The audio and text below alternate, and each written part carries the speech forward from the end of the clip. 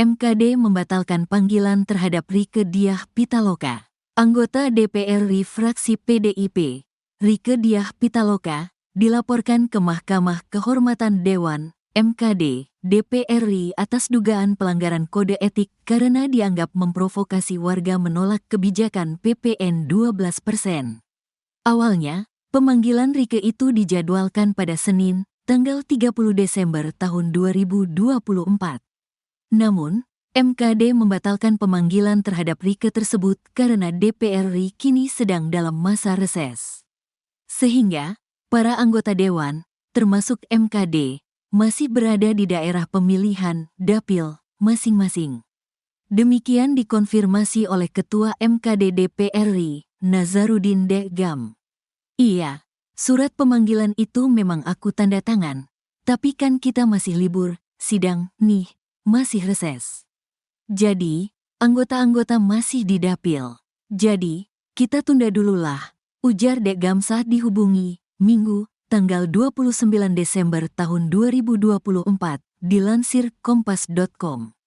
Degam memperkirakan pemanggilan Rieke tersebut akan dilakukan setelah masa reses selesai, yakni pada awal Januari tahun 2025. Namun, dia belum bisa memastikan kapan tepatnya pemanggilan kembali terhadap Rieke itu dilakukan.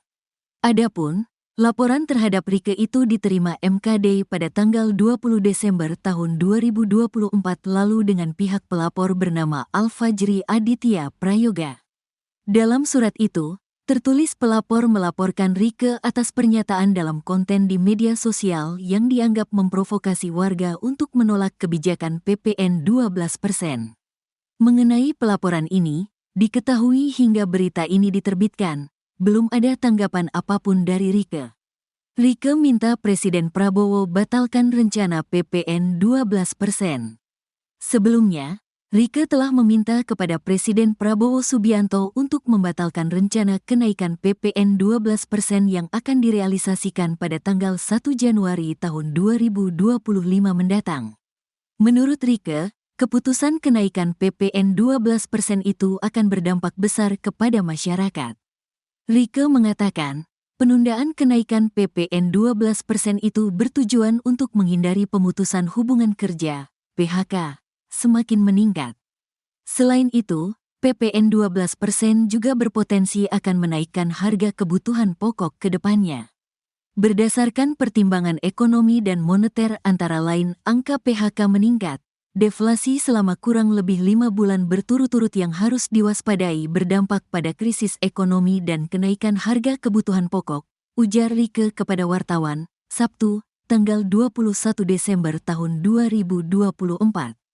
Rieke lantas menjelaskan, argumentasi pemerintah untuk menaikkan PPN menjadi 12% sesuai pasal 7 UU nomor 7 tahun 2021 tentang harmonisasi peraturan perpajakan dinilai juga tidak tepat.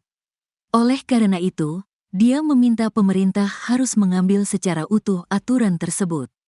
Dalam pasal 7 ayat 3 UU tersebut, tarif pajak pertambahan nilai sebagaimana dimaksud pada ayat 1 dapat diubah menjadi paling rendah 5% dan paling tinggi 15% setelah berkonsultasi dengan alat kelengkapan DPR RI.